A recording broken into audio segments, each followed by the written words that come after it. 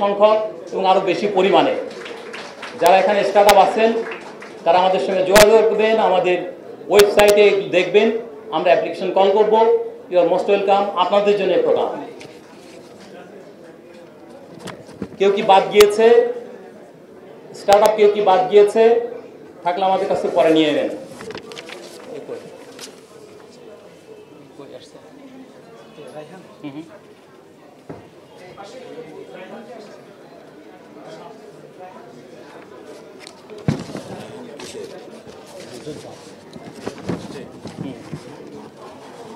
এই রায়হান এসছে?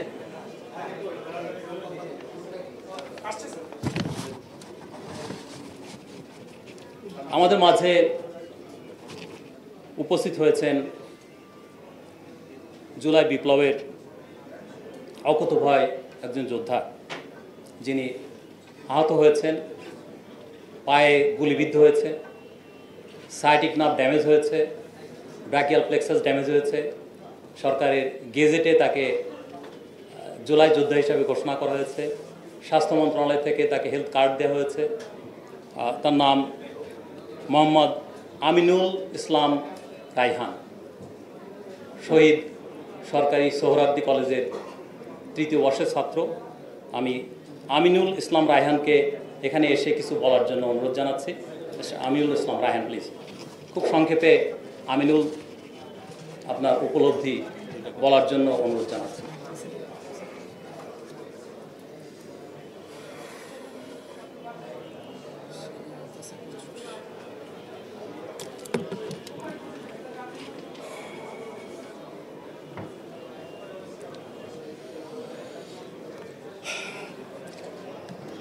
আসসালামু আলাইকুম ওয়া রাহমাতুল্লাহি ওয়া বারাকাতুহু। আসসালামু আলাইকুম ওয়া রাহমাতুল্লাহি ওয়া বারাকাতুহু। আমি আমিনুল ইসলাম রায়হান। আমি সরকারি শহীদ সোহরাওয়ার্দী কলেজের অনার্স পড়ুয়া একজন শিক্ষার্থী এবং গত 24 জুলাই আন্দোলনের একজন আহত যোদ্ধা। আমরা সবাই জানি গত বছরের জুলাই আগস্ট মাসে সংগঠিত আন্দোলনে আমরা রাজপথে অনেক ভাইকে হারিয়েছি। আমাদের দেশের অপূরণীয় অনেক ক্ষতি হয়েছে। তাদের স্থান থেকে এখানে আমি এসে সামান্য কিছু কথা বলতে চাচ্ছি।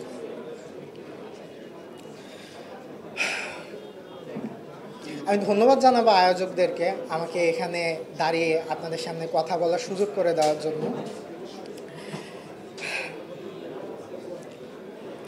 24 আমরা দ্বিতীয় স্বাধীনতা অর্জন করেছি।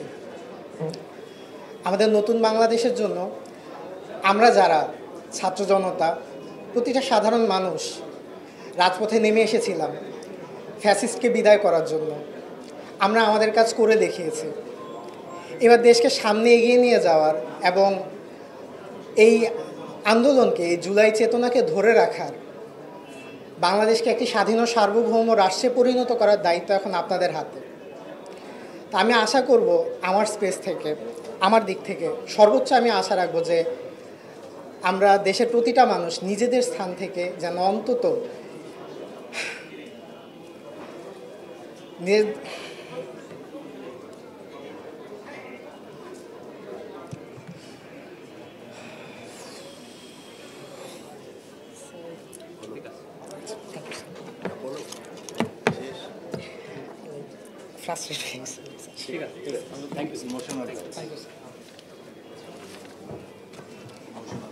আমিনুল ইসলাম রায়হান আবেগে আসলে অনেক কিছু, তার কণ্ঠ রুদ্ধ হয়েছে। তো আমি সভাপতি মহোদয়কে অনুরোধ জানাবো আমিনুল ইসলাম রায়হানকে আমাদের এই ইনস্টিটিউশনের পক্ষ থেকে খুব সামান্য একটি টোকেন সম্মাননা দেওয়ার জন্য মাননীয় প্রধান অতিথি মহোদয় আমিনুল ইসলাম রায়হানের হাতে টোকেনটি তুলে দেবেন।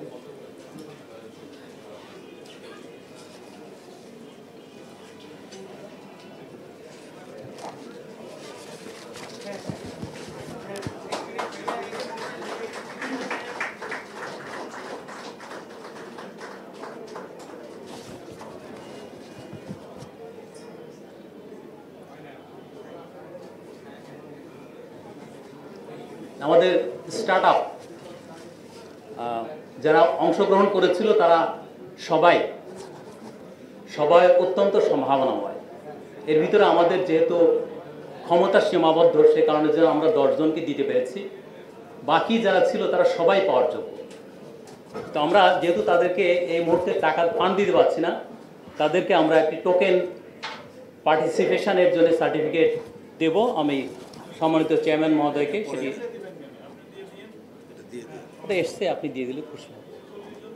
না, মাত্র 6 জন, 4 জন। গ্রিন প্ল্যানেট ইনিশিয়েটিভ, এরপর আসবে প্রতিভা, green vista, গ্রিনি, smart trust chamber এবং বুনন বাংলাদেশ। এক এক করে আসবেন যারা আছেন। প্রথমে হলো গ্রিন প্ল্যানেট ইনিশিয়েটিভ, তারপরে আসবেন প্রতিভা, তারপরে আসবেন গ্রিন ভিস্তা, এরপরে গ্রিনি, তারপরে স্মার্ট ট্রাস্ট চেম্বার এবং বুনন বাংলা।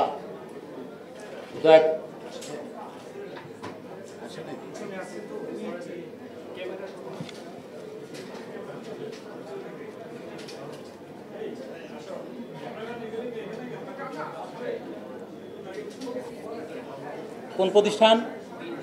Green vista.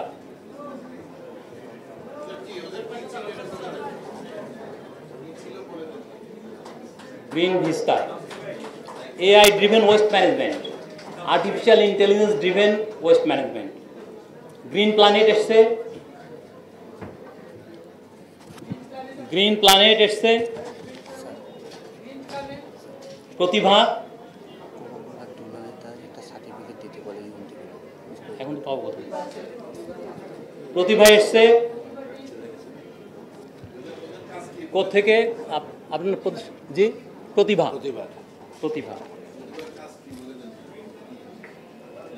প্রতিভা করছে এনভায়রনমেন্টাল আপসাইক্লিং সোশ্যাল এন্টারপ্রাইজ। বিভিন্ন পুরনো শাড়ি এবং ফ্যাব্রিক্স দিয়ে তারা অসাধারণ শোপিস তৈরি করছে গৃহস্থালী কাজে ব্যবহারের জন্য। গ্রিন প্ল্যানেট ইনিশিয়েটিভ এসছে,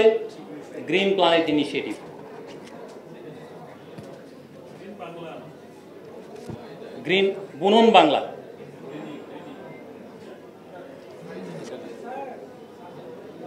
গ্রিনি, ওকে, গ্রিনি, জি, গ্রিনি ওনার। আপনি কি গ্রিনি থেকে? গ্রিনি।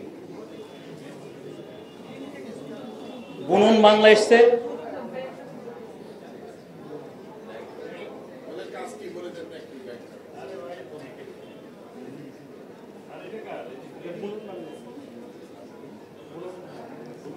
বুনন বাংলা।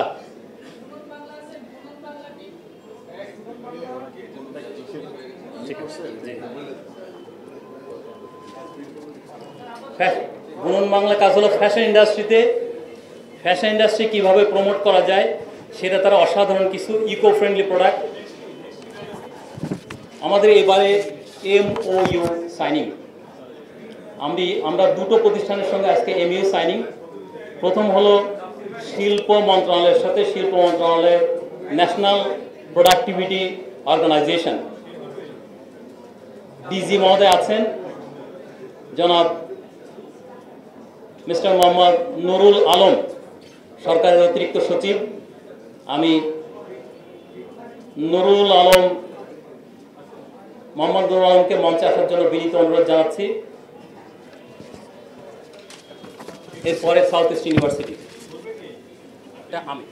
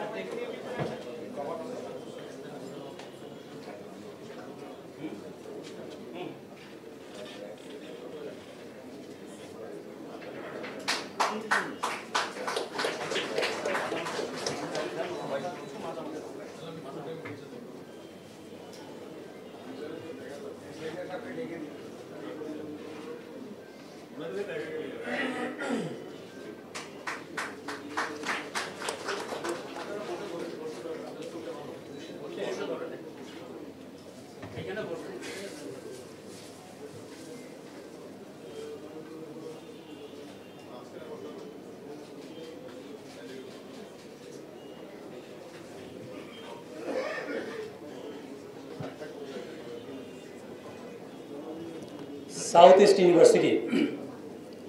ইউনিভার্সিটি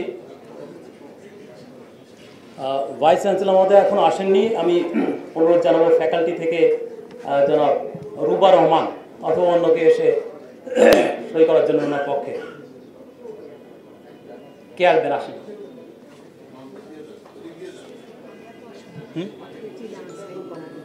কোনো অসুবিধা নেই।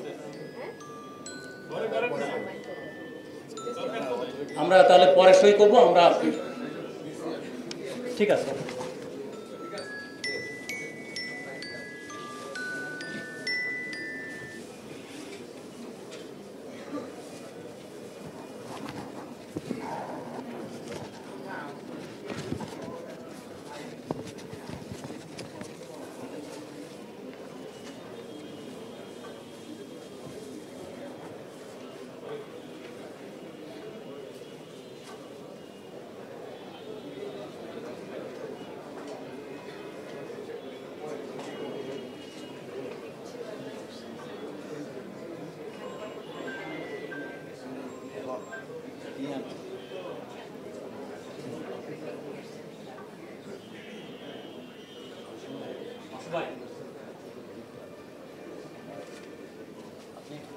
খুব সংক্ষেপে 5 মিনিটস আপনার একটা স্ন্যাপশট দিবেন যে আমরা কী করতে যাচ্ছি সার্কুলার ইকোনমি।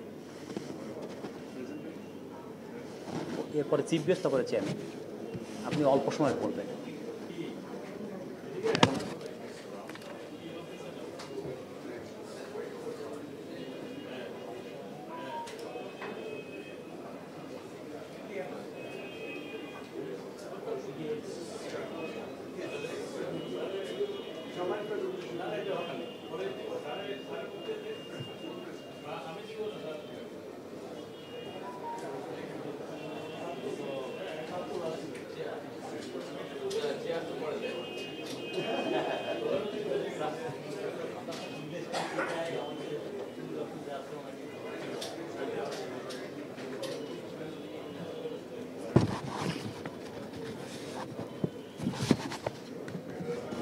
আমি অনুরোধ জানাচ্ছি আজকের অনুষ্ঠানের সভাপতি, এফবিসিসিআই ইনোভেশন অ্যান্ড রিসার্চ সেন্টারের সম্মানিত চেয়ারম্যান, যার ব্রেন চাইল্ড হলো এই প্রতিষ্ঠান, জনাব মোহাম্মদ জসিমউদ্দিন মহোদয়কে বলার জন্য অনুরোধ জানাচ্ছি। জনাব মোহাম্মদ জসিমউদ্দিন।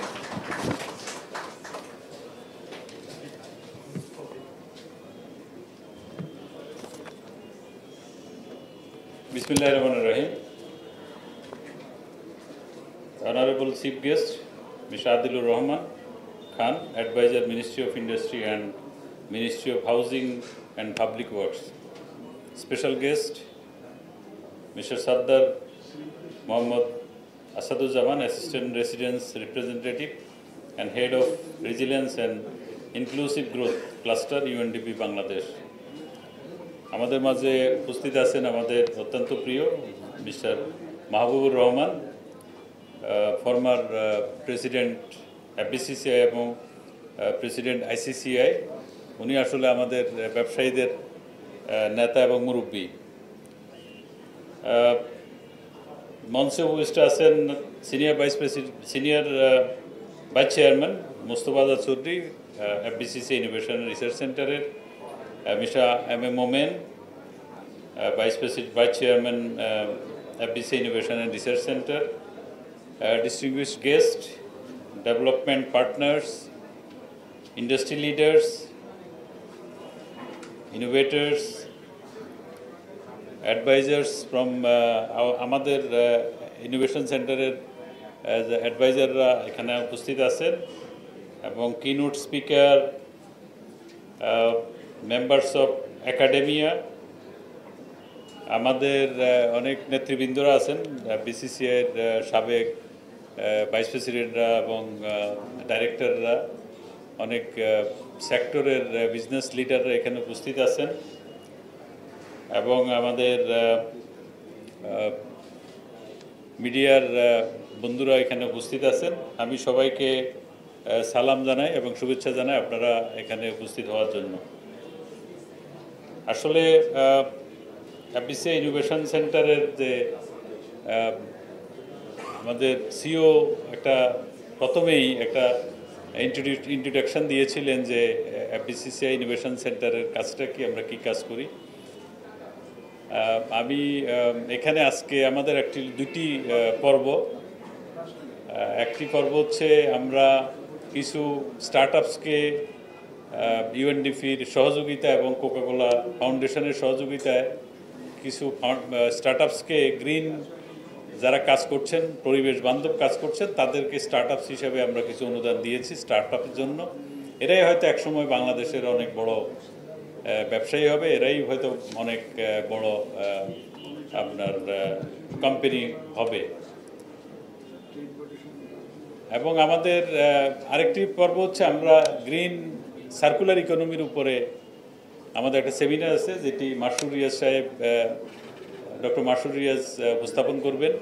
আমাদের প্রধান উপদেষ্টা মহোদয়ের একটু আর্জেন্সি থাকার কারণে উনি চলে যাবেন। এরপরে আমাদের দ্বিতীয় পর্বটা হবে এবং এখানে যারা এটা উপস্থাপন করবেন এটি হচ্ছে আমাদের সার্কুলার ইকোনমির উপরে। সার্কুলার ইকোনমিটা হচ্ছে পৃথিবীতে এখন মানে হয় কি একটা কোম্পানির দেখা যায় আমার বর্জ্য আরেকজনের র মেটেরিয়ালস। এখন এটি হচ্ছে আসলে সার্কুলার ইকোনমির মেইন কনসেপ্ট।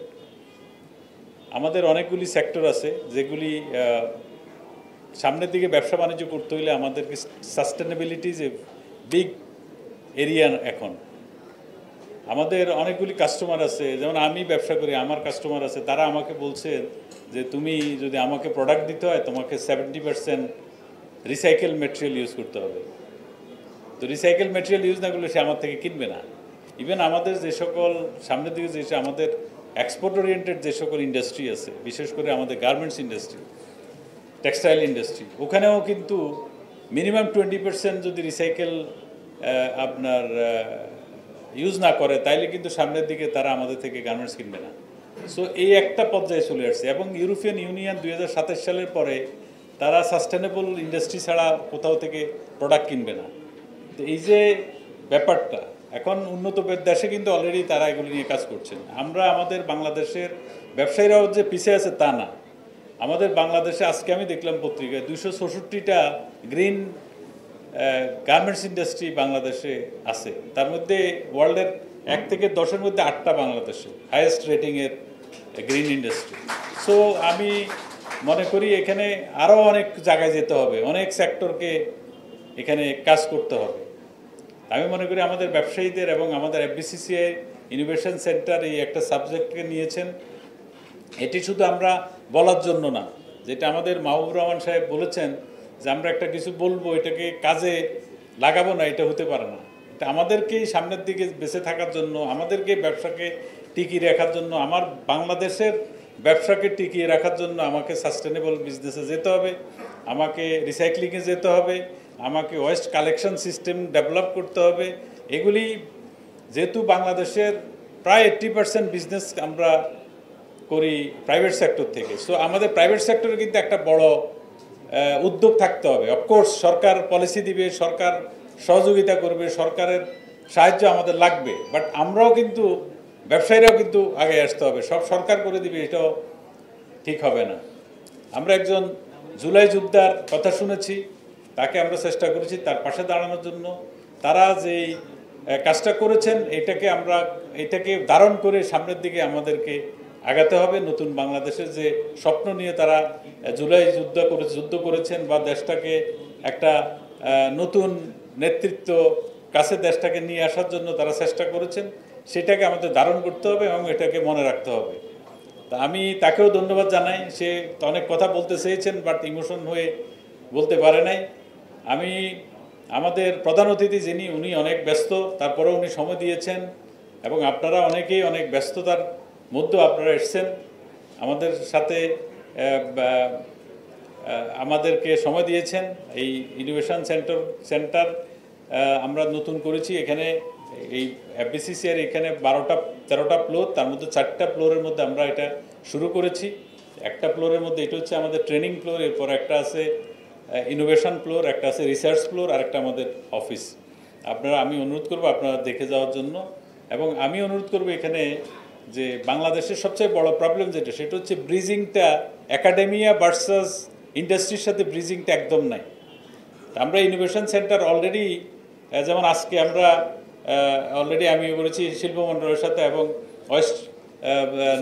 ইস্ট ওয়েস্টের সাথে আমাদের করার কথা, অলরেডি সাউথ ওয়েস্টের সাথে, এবং অনেকগুলি ইউনিভার্সিটি, ঢাকা ইউনিভার্সিটি, বুয়েট সহ অলরেডি বাংলাদেশে এবং বিদেশে অনেকগুলি ইউনিভার্সিটিতে আমরা কাজ করেছি। এবং আমরা এই ইনোভেশন সেন্টারটা, রিসার্চ ফ্লোরটা এবং ইনোভেশন ফ্লোরটা করেছি তাদের জন্য যে সকল ইউনিভার্সিটির ওই স্কোপটা নাই, তারা আমাদের এখানে এসে তারা এই স্পেসটাকে ইউজ করতে পারবে এবং তাদের ছাত্রীদেরকে তারা এখানে ফ্রি আমাদের স্পেসটা ইউজ করে তারা কিন্তু ইনোভেশন করতে পারবে। এবং এই ইনোভেশনটা ইন্ডাস্ট্রিয়ালাইজেশনের দায়িত্ব কিন্তু আমরাই নেব, যে তারা যদি কোনো একটা উদ্ভাবন করতে পারে, এটাকে কিভাবে প্রোডাকশানে নিয়ে যাওয়া যায়, কীভাবে ইন্ডাস্ট্রিকে রূপ নেওয়া যায়, সেই দায়িত্বটা ইন্ডাস্ট্রি আমরা নেব এবং FBCCI innovation and research centre নেবে।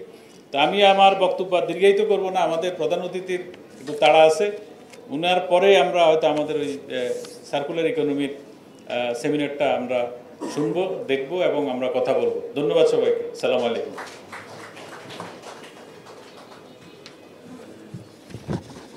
ধন্যবাদ মাননীয় সভাপতি মহোদয়। আমি এবারে বিনীত অনুরোধ জানাবো আমাদের আজকের অনুষ্ঠানের মাননীয় প্রধান অতিথি, গণপ্রজাতন্ত্রী বাংলাদেশ সরকারের শিল্প মন্ত্রণালয় এবং গৃহায়ন ও গণপূর্ত মন্ত্রণালয়ের দায়িত্বে নিয়োজিত মাননীয় উপদেষ্টা জনাব আদিলুর রহমান খান মহোদয়কে। মাননীয় উপদেষ্টা মহোদয়। Bismillahir Rahmanir Rahim. Honorable Chair Muhammad Jasimuddin, Honorable former President of FBCCI Mr. Mahbub Rahman, Vice Chairman of FBCCI Mr. M.A. Momen, Assistant Resident Representative of the UNDP Asaduzzaman, and my colleagues, distinguished guests, academia, innovators, ladies and gentlemen, Assalamu alaikum. In remembering 36th days of July, we carry the grief of lives lost. Sons and daughters who stood for justice and for a brighter future. Their sacrifice reminds us of the need to always uphold peace, dignity, and fairness in all our actions. It's an honor to join you at this seminar on circular economy, industry, and sustainable development goals for export growth. I sincerely thank FBCCI Innovation and Research Center and UNDP Bangladesh for convening such a diverse group of stakeholders. The world is shifting rapidly.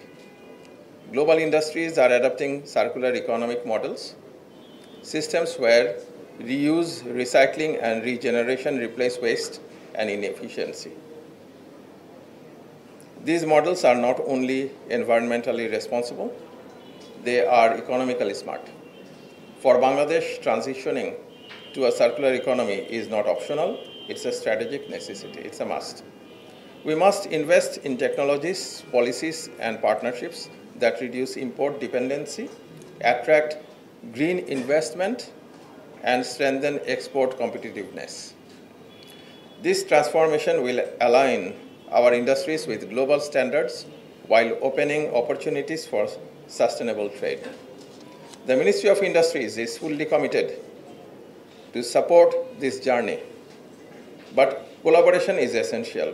Platforms like this seminar matter because they bring together partner like UNDP with private sector leaders who are advancing innovation and environmental stewardship.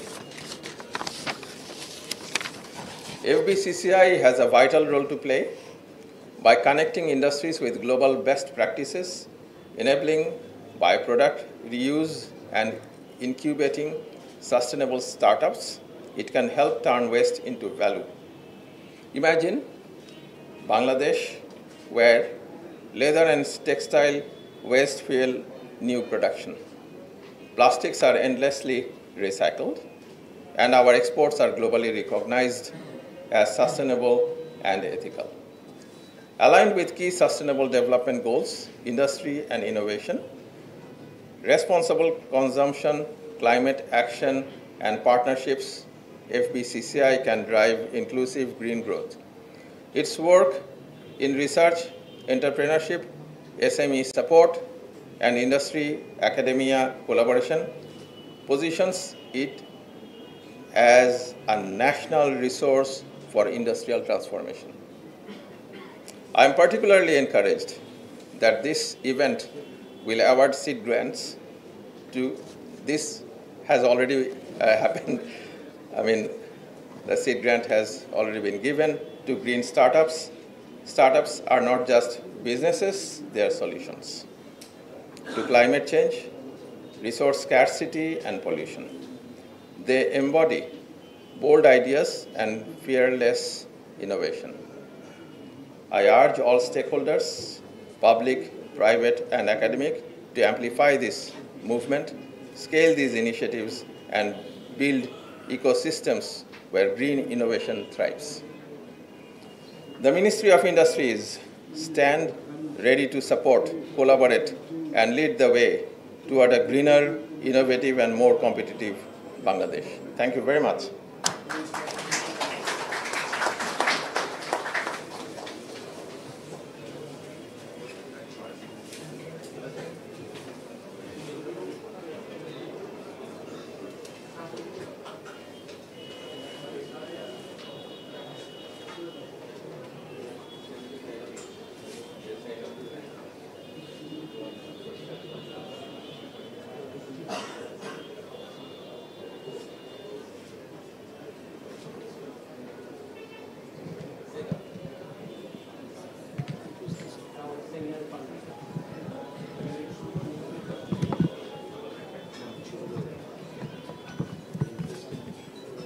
মাসুর ভাই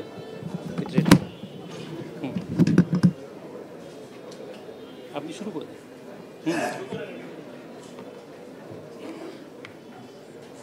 Now we are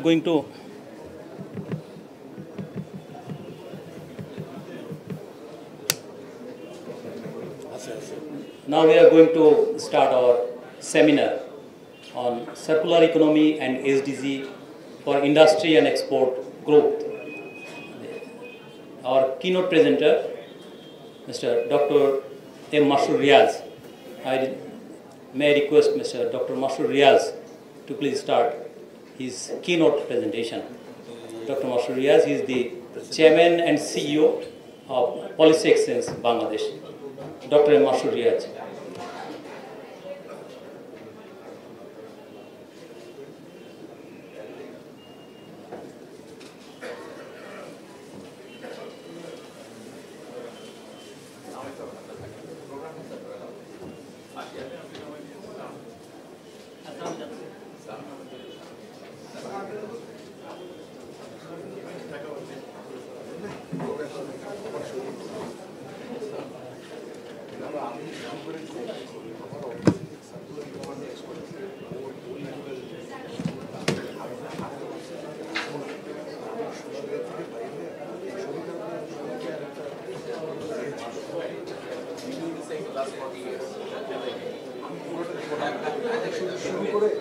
Very important. Ground level reality we talk here about plastic only.